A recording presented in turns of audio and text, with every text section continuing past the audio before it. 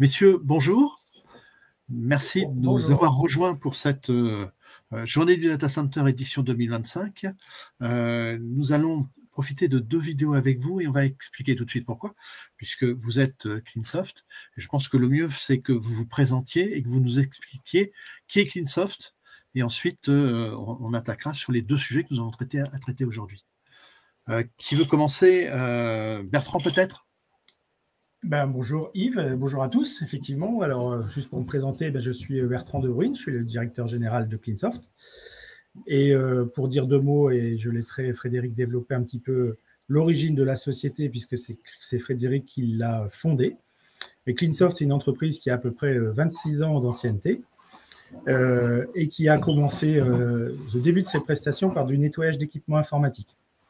Aujourd'hui, 26 ans plus tard, nous sommes une entreprise nous sommes représentés sur l'ensemble du territoire national, voire un petit peu plus, puisque nous rayonnons également sur le Benelux.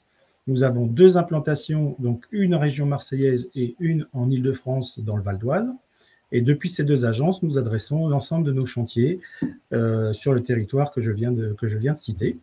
Alors, nos spécialités, ce sont la maintenance, les travaux en installation neuve dans des data centers et plus généralement dans des locaux techniques. Et dans ces locaux techniques, nous prestons sur principalement du micro-dépoussiérage, donc micro-dépoussiérage de salles et bien sûr d'équipements informatiques. Et nous sommes spécialisés maintenant dans la maintenance et les travaux d'équipements de seconde œuvre qu'on retrouve très régulièrement dans des data centers, en particulier les planchers techniques, les plafonds techniques, les cloisons et autres types d'équipements. Et j'aimerais donner la parole à Frédéric pour qu'il puisse nous expliquer la création de l'entreprise. Alors, bonjour à tous. Bonjour Yves. Alors, moi, je suis Frédéric Chiappara. J'ai démarré Cleansoft le 15 mars 1999 avec une petite idée qui était de faire de la maintenance préventive de parcs informatiques. À l'époque, beaucoup d'imprimantes et de serveurs et de PC bureautiques et ces gros serveurs sous forme de tours. Le but était, via le nettoyage, d'éliminer toutes les pannes récurrentes, empoussièrement des ventilateurs, des alimentations, toutes les problématiques de traces sur les imprimantes, les problèmes de prise papier. Et très rapidement, au bout de la 2e année, j'ai découvert sur Marseille, à la caisse de retraite et prévoyance de la SNCF, ma première salle informatique, avec une grande salle informatique, avec des gros équipements, bulles, avec des refroidissements en haut, une ancienne génération de matériel. Et j'ai commencé à proposer des prestations, en plus du matériel informatique, du nettoyage de planchers techniques. Donc, nettoyage, ouverture des dalles, aspiration. Et le client, rapidement aussi, nous a demandé des premiers remplacements de dalles, de planches techniques. Donc, on est venu aux premières opérations où on a pu lever des baies informatiques pour pouvoir remplacer les planchers techniques prisonniers dessous. Donc, Cleansoft, au fur et à mesure de toutes ces années, s'est développé dans ces différents métiers, à conserver le nettoyage de data center et de matériel informatique et des opérations de repose et remplacement de planchers techniques. Et maintenant, de plus en plus de plafonds suspendus pour les nouvelles infrastructures dans les nouveaux data centers. Alors, merci pour cette présentation. On va revenir sur une actualité qui est tout à fait récente chez vous, qui est la création de la Cleansoft Academy. Alors, expliquez-nous, ce qu'est la Cleansoft Academy et à quelles attentes elle répond aujourd'hui. En fait, ça faisait plusieurs années qu'on cogitait sur ce sujet et effectivement, 2025 verra naître très concrètement cette fameuse Cleansoft Academy. Alors, l'idée nous est venue, mais elle est toute naturelle, hein, elle est simple, c'est qu'il n'existe pas d'école de formation de poseurs de planchers techniques, de poseurs de plafonds techniques, ni même de mainteneurs et de nettoyeurs spécialisés de data center. Donc, notre seule chance de pouvoir accueillir, former et puis préparer le Cleansoft de demain, c'était de pouvoir former nos propres collaborateurs avec nos propres méthodes et nos propres outils.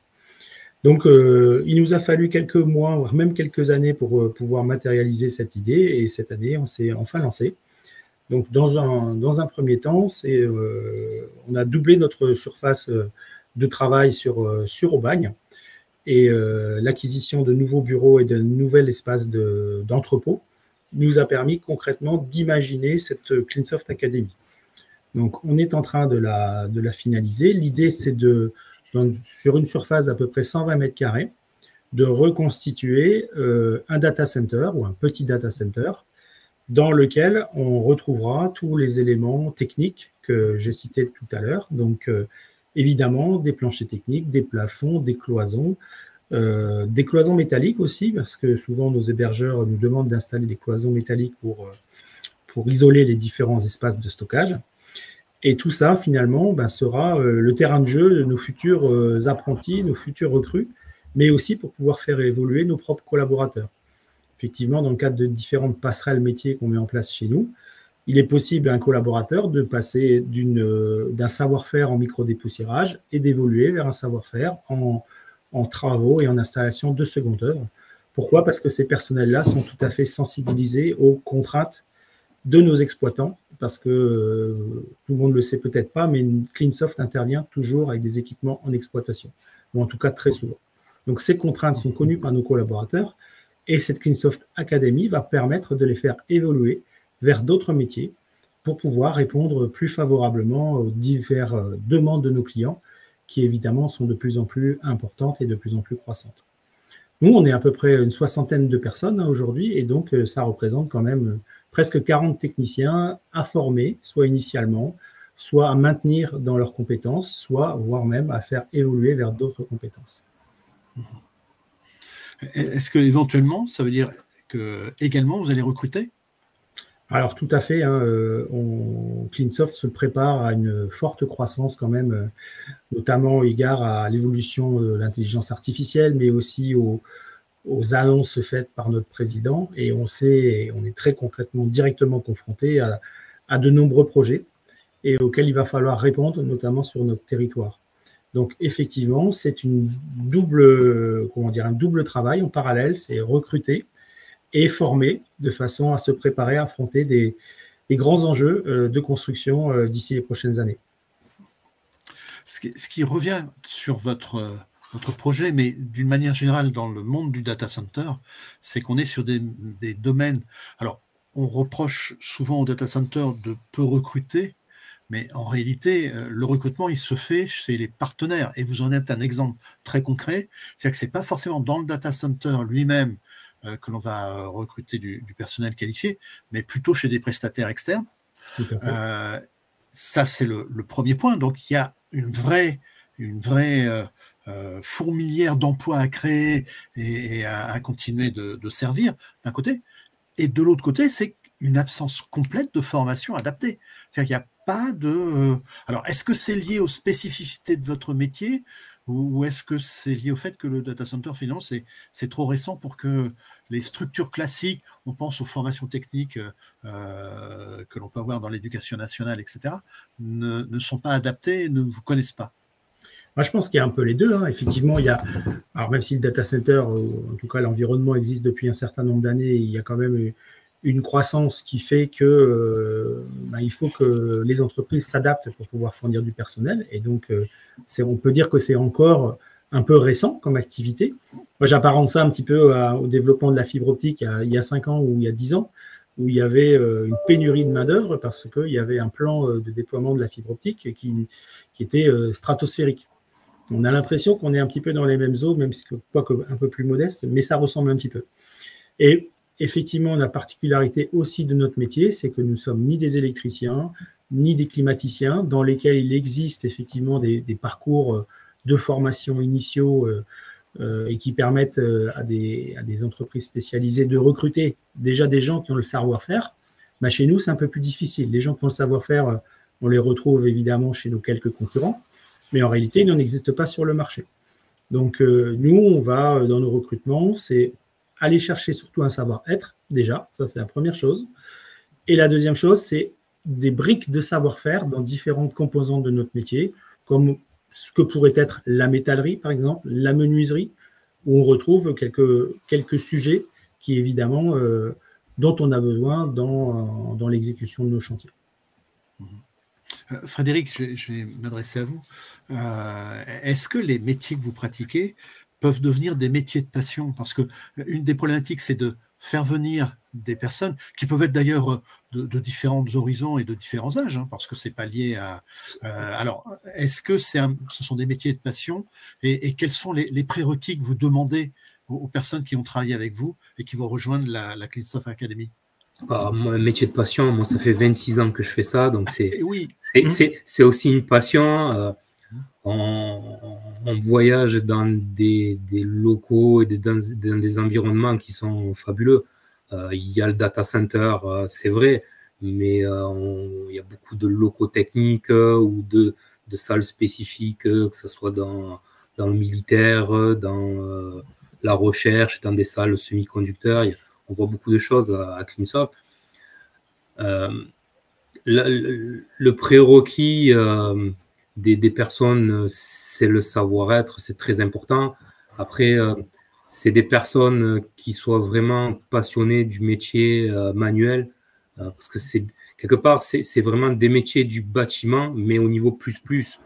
La Cleansoft Academy, c'est vrai, c'est important pour former, parce que le data center, tel qu'on le voit aujourd'hui, est très récent. Moi, à 26 ans, j'ai pu voir de la salle informatique, où il y avait les cartons à l'intérieur. Maintenant, c'est des environnements qui sont hyper stricts, hyper contrôlés. Donc, on ne peut pas former des techniciens chez nos clients, ce n'est pas possible. Donc, il faut vraiment qu'on puisse les mettre ici dans notre espace de formation, dans un environnement similaire. C'est aussi pour moi la Cleansoft Academy un banc de test géant, parce que le data center évolue et les besoins, les métiers, les outils, on est obligé de les faire évoluer. Et pareil, on ne peut pas faire des tests, on ne peut pas mettre en place des nouveaux équipements chez les clients pour nettoyer des grandes hauteurs, pour avoir des caissons d'aspiration spécifiques, pour quand on fait du levage, pour pouvoir s'entraîner sur des levages de nouveaux équipements. Donc, on est obligé de mettre tout ça en place dans notre nouvel espace de formation. Et c'est là qu'on arrive directement à passionner les gens, parce qu'ils voient vraiment, en arrivant chez nous, où ils vont travailler avant de les faire rentrer dans cet environnement, les outils et le matériel qu'ils vont utiliser. Et oui, on arrive à trouver maintenant des gens, des techniciens qui se passionnent pour ces métiers-là. La partie formation que vous assurez est-elle éventuellement qualifiante ou diplômante? Est-ce que vous êtes un organisme de formation? Ou est-ce que vous êtes vraiment dans la démarche d'être dans le métier qui est le vôtre? Et finalement, la qualification n'est pas forcément le plus important. C'est vraiment la personne avec ses qualités propres. Oui, alors, on nous pose souvent cette question-là quand on expose la Cleansoft Academy. Alors, pour l'instant, cette Cleansoft Academy, elle est pour notre propre usage. Mais voilà, en fonction de son évolution, de sa réussite aussi, tout est à étudier. Et pourquoi pas qu'elle puisse servir à la formation d'autres collaborateurs pour d'autres entreprises. Bien sûr. Vous envisagez de la développer, d'aller vers d'autres technologies peut-être, puisque vous l'avez dit, votre président envisage de faire évoluer Cleansoft. Est-ce qu'on peut avoir peut-être une petite idée sur les axes sur lesquels vous souhaitez ou envisagez de vous développer?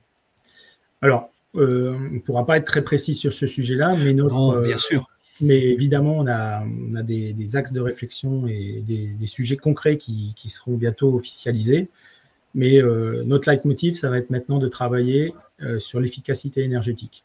C'est-à-dire qu'on a compris, mais on le savait maintenant depuis quelques années, qu'il y a une grosse interaction entre la conformité d'un plancher technique, par exemple, ou d'un plafond technique, et l'efficacité du refroidissement d'une salle.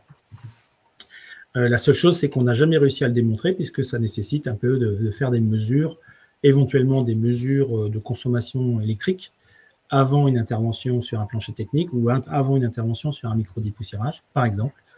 Et donc ça, on sera bientôt en capacité de proposer cette prestation-là à nos clients et aussi de s'ajouter des briques métiers pour continuer à optimiser la consommation énergétique de nos clients. Mais il est un petit peu trop tôt pour vous en parler. D'accord, mais on sait qu'il va se passer des choses. Et ce qui est encore toujours aussi important, c'est que on sait que derrière, vous allez continuer de recruter et qu'il y aura des métiers de passion que vous allez pouvoir servir et recruter des gens de qualité. Merci messieurs. On a une deuxième interview pour les personnes qui voudraient vous retrouver et où on va parler justement de ces planchers techniques et ces équipements techniques et autres dans le domaine de la modernité des data centers qui est l'IA et la haute densité, parce qu'il n'y a pas que l'IA, et la haute densité, et la nécessité aujourd'hui d'adapter les data centers à ces nouvelles technologies, et vous êtes en plein dedans, j'imagine, parce que vos clients sont confrontés à une vraie difficulté, et vous allez nous l'expliquer. Merci à vous. Merci. Et on se retrouve tout à l'heure sur la journée Data Center avec vous pour évoquer ces sujets techniques. Merci. À tout à l'heure.